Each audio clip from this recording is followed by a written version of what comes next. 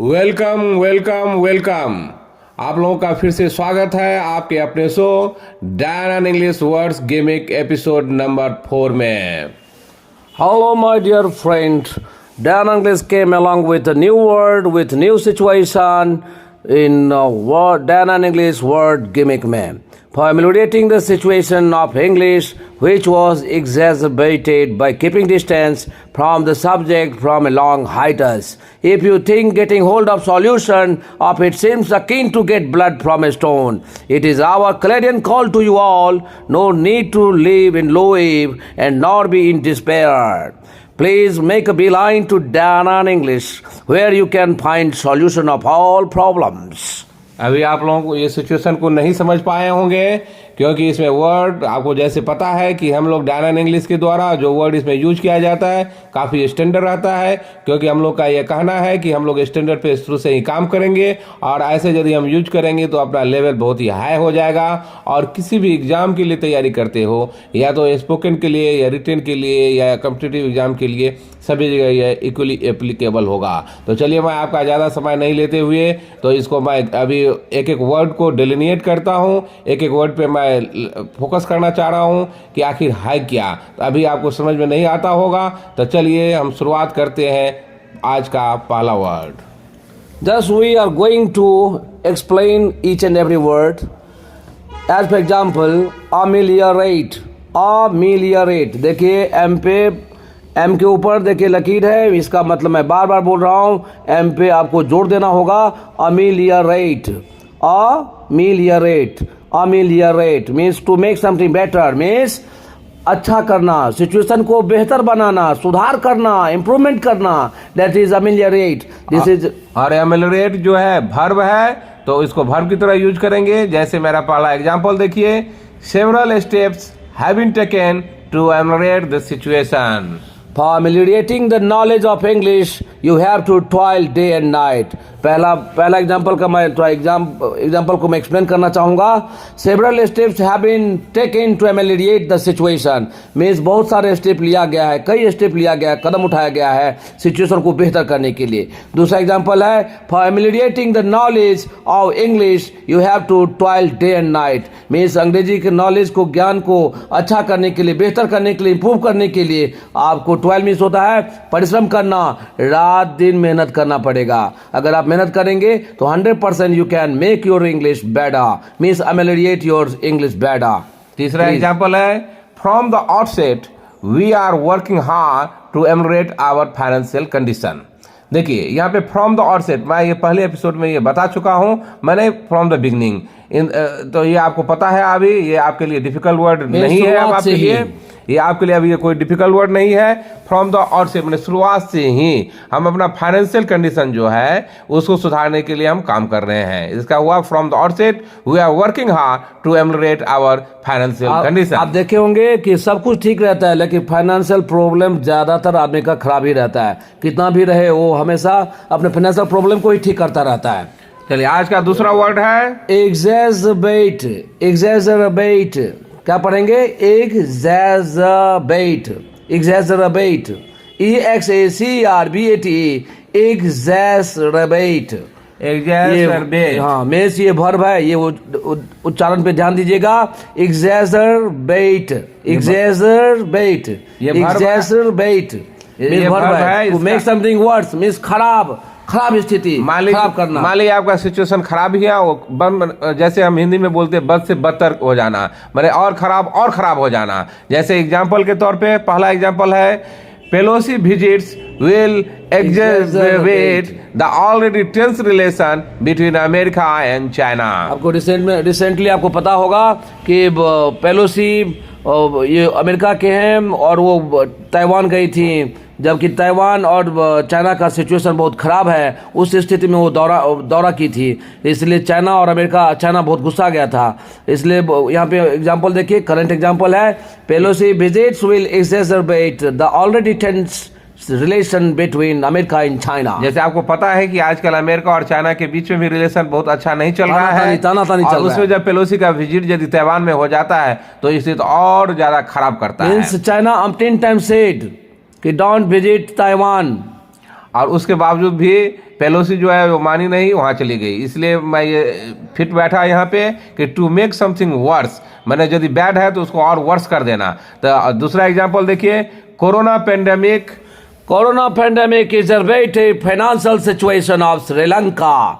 Corona pandemic exacerbated financial situation of Sri Lanka. जैसे आप लोगों को पता है कि श्रीलंका जो मेन टूरिस्ट प्लेस है, सभी आदमी वहाँ से फॉरेन बाहरी आदमी सब वहाँ आता है घूमने के लिए, लेकिन जब पेंडेमिक के कारण जब लॉकडाउन इम्पोज हुआ तो उसका फाइनेंशियल कंडीशन और ख़राब हो गया और हाल फिलहाल में आप देखे होंगे कि वो बैंकरप्सी की तरफ चली गई। एग्जाम्पल और ये उच्चारण पे ध्यान दीजिएगा, क्योंकि ये वर्ड थोड़ा टेढ़ा है, उच्चारण करने में थोड़ा आपको दिक्कत होगा, लेकिन इस पे ध्यान दीजिएगा। एग्जैसरबेट, क्या पढ़ेंगे?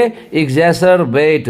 ये पहला वाला ज पढ़ेंगे, ई एक्स वाला जो है ज एग्जैसरबेट, बरोबर। तीसरा एग्जाम्पल देखिए, her allergy was exacerbated by the dust. Means बहुत आदमी को एलर्जी होता है डस्ट से, धूल से, थोड़ा भी मतलब धूल उसको ये हुआ, मान लीजिए उसके एलर्जी का ऑलरेडी एलर्जन है, उसके पास एलर्जी है ही, यदि उसमें और यदि डस्ट पार्टिकल आ जाता है तो उसके सिचुएशन को और खराब कर देता है, एक्सरबेट कर देता है, एक्सरबेटेड बाय द डस्ट। तो इसलिए सिचुएशन यहाँ फिट होता है। फिर से एक बार देखिए, exacerbate, please pay attention to that part, particularly pronunciation part. Pronunciation somewhat different. If you pay attention to that, 100% you know exactly how to make yourself very better. So by coming into Danan English World Gimmick. चलिए तीसरा example है हम लोग का, Keep your distance. Keep your distance.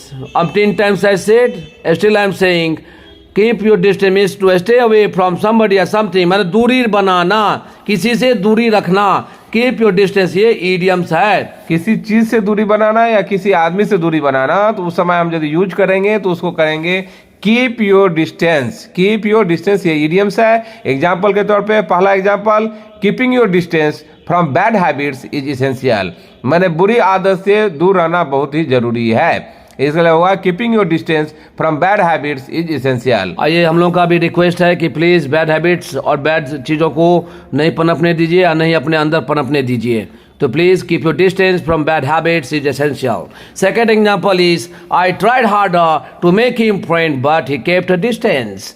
I tried harder to make him friend, but he kept a distance. आप देखते होंगे कि किसी को आप दोस्ती बनाने के लिए, उसे दोस्ती करने के लिए आप बहुत कोशिश करते हैं, लेकिन वो है कि वो आपसे काफ़ी दूरी बनाता है। तो उसी तरह का एग्जाम्पल मैं ये देना चाहा कि I tried harder to make him friend, मैं उसको फ्रेंड बनाना चाहा लेकिन वो हमसे बहुत ही दूरी बरता, इसलिए इसका एग्जाम्पल ये हुआ। और थर्ड एग्जाम्पल है, He kept his relatives at a distance during preparation. Really है कि अगर आप एग्जाम का तैयारी करते हैं तो नेचुरली है रिलेटिव्स, नाते भाई और रिश्तेदार से दूरी बनाना पड़ता है। अगर उस रिश्तेदार को ही बनाने में लग जाएंगे, उनको खिलाने पिलाने में लग जाएंगे, तो नेचुरली आपका प्रिपरेशन, तैयारी, एग्जाम का तैयारी नहीं हो पाएगा। मैं ये नहीं कहता हूँ कि रिलेशन खत्म हो जाता है, रिलेशन सब इंटैक्ट रहता है, लेकिन प्रिपरेशन के ध्यान के मद्देनजर आपको ये रखना पड़ेगा कि प्रिपरेशन इज फर्स्ट और ये रिलेटिव इज फर्स्ट। तो जब प्रिपरेशन का बात आता है, टाइम बाउंड का बात आता है, इसी क्षण इसी समय आपको ये करना है with in a fix time, तो उस समय आपको इस पर ध्यान देना चाहिए, कीप डिस्टेंस रखना चाहिए, या तो बुरी आदत हो या जो कुछ भी हो। इसे मैं पहले वाला बताया, इसमें कीप योर डिस्टेंस में होता है to stay away from somebody या समथिंग, दूरी बनाना, दूरी रखिए। चौथा एग्जाम्पल, HITAS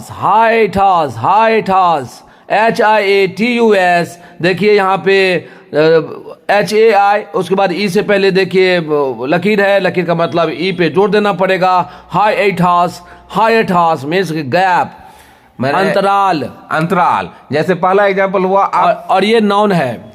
और ये पहला एग्जाम्पल जैसे है यहाँ पे, after a 2 weeks hiatus I could meet my family, मैंने 2 सप्ताह के अंतराल के बाद मैं अपने फैमिली से, अपने परिवार से मिल पाया। तो इसका अर्थ ये हुआ, He started his onward journey after a week hiatus. मान लीजिए वो कहीं पे गया था, वहाँ पे वो स्टे किया, लेकिन वो 1 सप्ताह के बाद फिर से आगे का जर्नी, उससे आगे का जर्नी यदि वो शुरुआत करता है तो इसलिए यहाँ पे यूज किए हम, he started his onward journey after a week hiatus। तीसरा example, After a long hiatus, we got an opportunity to have a confabulation with my father. After a long hiatus, we got an opportunity to have confabulation with my father. बहुत लंबे अंतराल, बहुत लंबे gap के बाद मुझे अवसर मिला अपने पिताजी से बात करने का. ये देखिए पांचवा example. Next example, that is get hold of. This is idioms. इसका मतलब होता है टू फाइंड समवन और obtain something. To find someone और ऑब्टेन समथिंग मतलब पाना या मिलना. अभी तक अपने लोग ऑब्टेन या फाइंड ही यूज करते थे, लेकिन हम लोग का ये शुरू से कहना है, मैं बार बार बोला हूँ, आज फिर बोल रहा हूँ कि आप स्टैंडर्ड यूज कीजिए. इंस्टेड ऑफ माने उसके बजाय फाइंड या ऑब्टेन के बजाय आप गेट होल्ड ऑफ का भी यूज कर सकते हैं, जो कि ये इडियम्स है. जैसे मेरा पहला एग्जाम्पल देखिए, where can I get hold of good institute. मैंने गुड इंस्टीट्यूट मैंने अच्छा इंस्टीट्यूट मैं कहाँ पा सकता हूँ. इसका एग्जांपल ये हुआ. लेकिन आप यदि सिंपल बोलते तो वेयर कैन आई फाइंड ऐसे यूज करते, लेकिन मैं यहाँ यूज किया where can I get hold of good institute. दूसरा example, by getting hold of then English you can become very good in English. Means then English को पाकर या डैन इंग्लिश में आप दाखिला लेके तो नेचुरली आपका इंग्लिश बहुत अच्छा हो जाता है. यहाँ पे एग्जांपल भी बिल्कुल सुटेबल है, अप्रोप्रिएट है. By getting hold of then English you can become very good in English. Means then English में एडमिशन लेंगे तो नेचुरली आपका इंग्लिश बेहतर हो जाएगा, इमीडिएट सिचुएशन में आ जाएगा. Third example, where I can get hold of today's newspaper. मतलब आज का न्यूज़पेपर मुझे कहाँ मिलेगा. Where can I get hold of today's newspaper. छठा वर्ड है next example, next word that is akin. Akin means होता है सिमिलर, मीन्स बराबर, same. Akin akin akin. Example देखिए, first example, your language is akin to French. आपका जो भाषा है लगता है कि फ्रेंच से मिलता जुलता है. Your language is akin to French.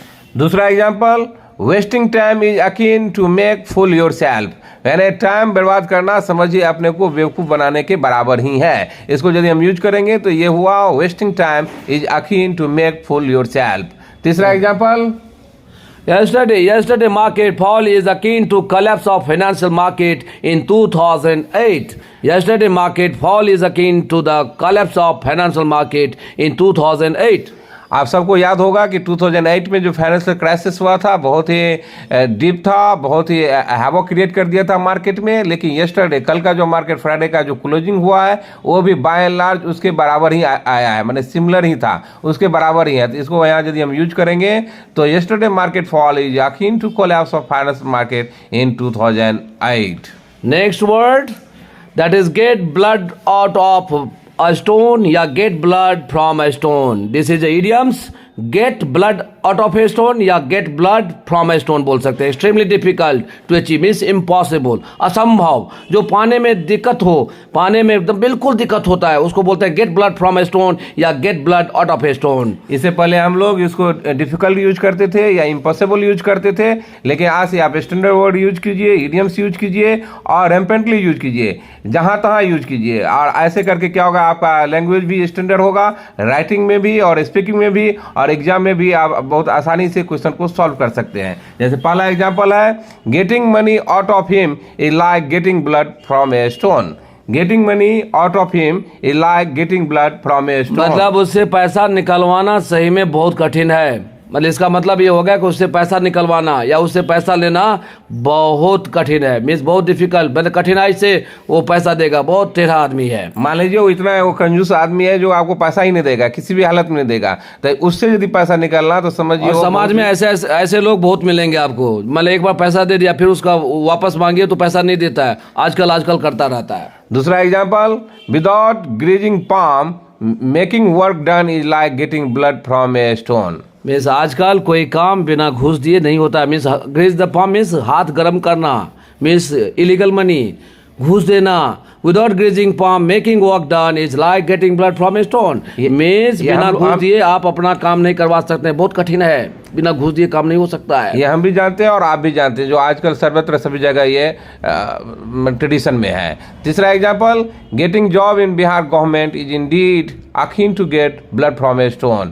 Getting job in Bihar government is Indeed akin to get blood from a stone। क्योंकि आजकल बेरोजगारी इतना चरम सीमा पे है, और उसमें खास करके बिहार गवर्नमेंट में, जो कि जहाँ तक एवरीडे यदि आप न्यूज में ये आता है कि आज ये क्वेश्चन आउट हो गया, ये क्वेश्चन आउट हो गया, ये एग्जाम कैंसिल हो गया, मेरे तो फिर साहब आप साल भर मेहनत कीजिए, साल भर मेहनत कीजिए, और उसके बाद आप क्वेश्चन आउट हो जाता है, तो समझिए क्या होता होगा, क्या बीतता होगा आपके दिल पे। इसलिए मुझे ये लगा, ये फिट बैठा। तो getting job in Bihar government is Indeed akin to get blood from a stone। Next word that is Clarion call.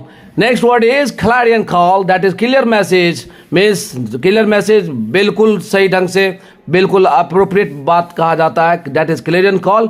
Clear message means संवाद दिया जाता है, लोगों को बताया जाता है। जैसे देखिए एग्जाम्पल के तौर पे आप जानते होंगे आम आदमी पार्टी, उसी पे मैं एक एग्जाम्पल दिया। Aam Aadmi party issued a clarion call to young and educated person to join the party. मैंने ये कहा जाता है आम आदमी पार्टी के द्वारा, या थोड़े दिन पहले कहा जाता था कि ये मेरा क्लियर मैसेज है यंग आदमी को और खास करके एजुकेटेड पर्सन को कि मेरे पार्टी को आप ज्वाइन कीजिए। आप अपने आप को समझता है कि मैं केवल यंग लोगों के लिए है, और यंग लोगों को लुभाने के लिए बंदा अलग तरह तरह का गिमिक्स, तरह तरह का चीज का या तरह तरह का प्रोग्राम आयोजन करता है। ये आपके ऊपर है कि आप इसको कैसे लेते हैं और उसको समझिए आप। और दूसरा एग्जांपल है, Yogi government issues a clarion call to wrong doers to abstain from destroying government's property.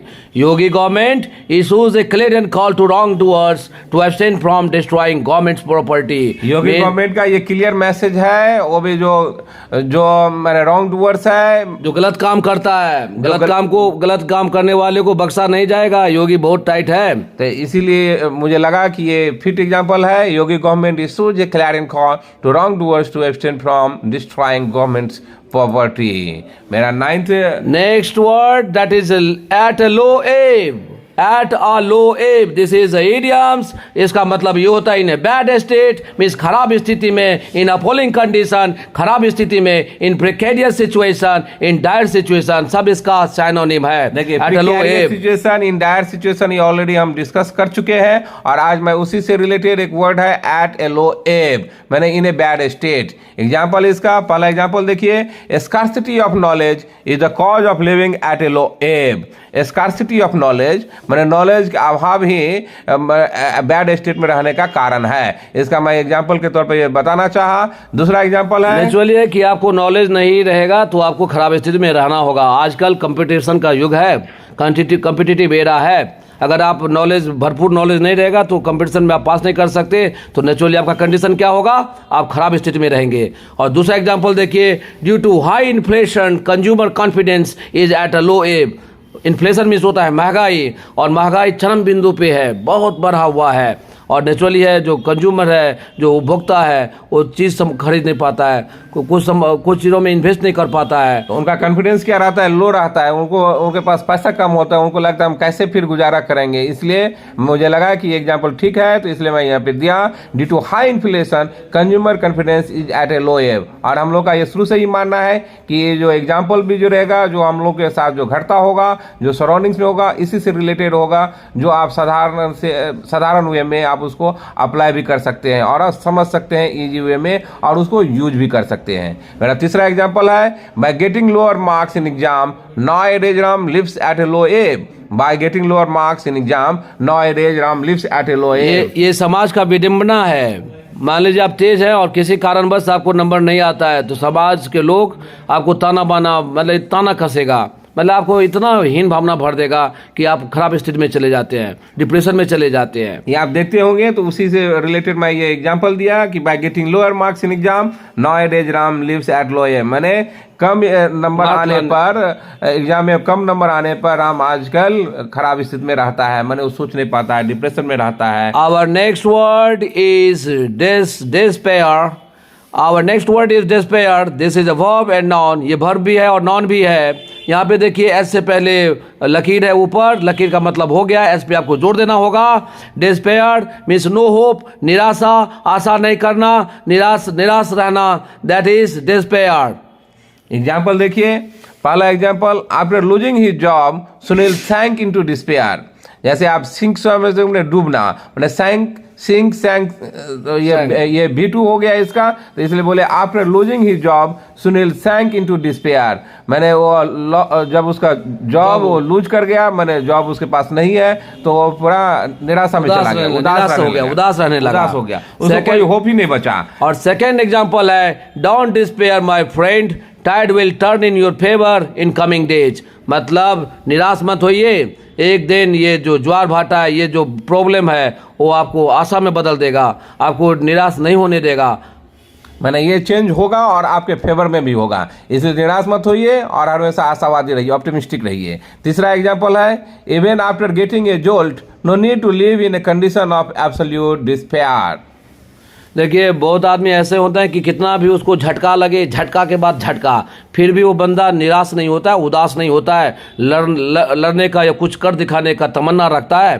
तो देखिए यहाँ पे एग्जांपल भी बिल्कुल सटीक है, even after getting a jolt no need to live in a condition of absolute despair. देखिए जोल्ट का अर्थ होता है झटका, मैंने मान लीजिए कोई काम कर रहे थे, वो आपको सफल नहीं हुआ, तो उसको हम जोल्ट बोलेंगे, JOLT, जोल्ट, जोल्ट माने झटका। तो यही एग्जांपल हुआ, after getting a jolt no need to live in condition of absolute despair. My dear friend, अगर आपको अच्छा लगा तो प्लीज डैन इंग्लिश को सब्सक्राइब कीजिए, शेयर कीजिए, और हो सके तो लोगों को बताइए कि डैन इंग्लिश का ये जो वर्ड गिमिक है बहुत अच्छा है। 100% you can learn English and you can speak just like a native speaker, and English word, English sentences start coming out from your mouth just like hot tap through butter. मेरा आज का last और final word है B line.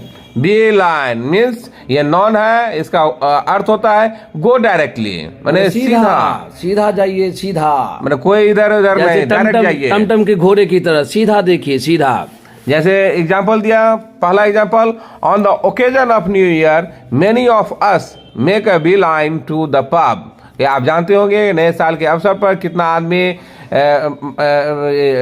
Liquor भी लेता है और शराब पीता है और इधर उधर पार्टी वगैरह में जाता है, इसलिए मुझे लगा कि ये सुटेबल होगा, जैसे होता ही है। जैसे पहला example, on the occasion of new year many of अस, हम लोगों में से कितने आदमी पब को जाते हैं, वो डायरेक्टली जाता है। खुशी मनाने का अपना अपना तरीका है, बहुत आदमी पब में जाता है, बहुत आदमी समाज और परिवार के साथ मनाता है, तो इसलिए मैं किसी के ऊपर कटाक्ष नहीं कर रहा हूँ। लेकिन सेकंड एग्जांपल देखिए, if you are at a low ebb in English then make a B line to down on English. अगर आप अंग्रेजी से संबंधित अगर कोई प्रॉब्लम है, अगर आप एट अ लो एब, मैं पहले भी डिस्कस किए हैं कि खराब स्थिति में, अगर इंग्लिश में अगर आपका खराब स्थिति है तो सीधा make a B line to Dan on English, mean सीधा आप डैन इंग्लिश के पास आ जाइए। तीसरा एग्जांपल है, on reaching Patna Narendra Modi made a bee line to Gandhi Maidan for addressing the people.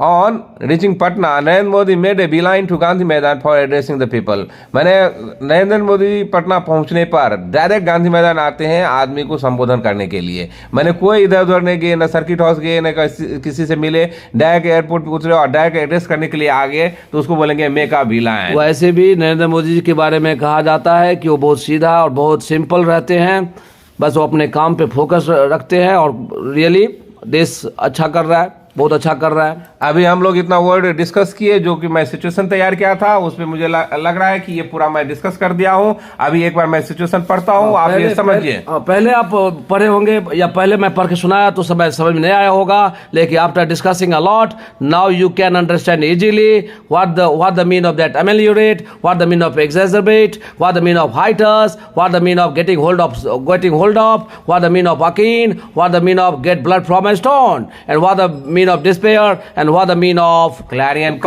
call, and what is means of at a low ebb और make a bee line। तो आप सब कुछ आप समझ गए होंगे और इसको यूज कीजिए, सिचुएशन में डालिए। फिर से मैं एक बार इस सिचुएशन को पढ़ देता हूँ। देखिए, for ameliorating the situation of English which was exacerbated by keeping distance from the subject from a long hiatus. If you think getting hold of a solution of it seems akin to get blood from a stone, it is our clarion call to you all. No need to live in low ebb and not be in despair. Please make a beeline to down on English, where you can find solution of all problems. तो मुझे आशा है कि आप सब कुछ समझ गए होंगे। तो मैं आज का एपिसोड यहीं पे ख़त्म करता हूँ। तब तक के लिए बाय बाय। Thank you.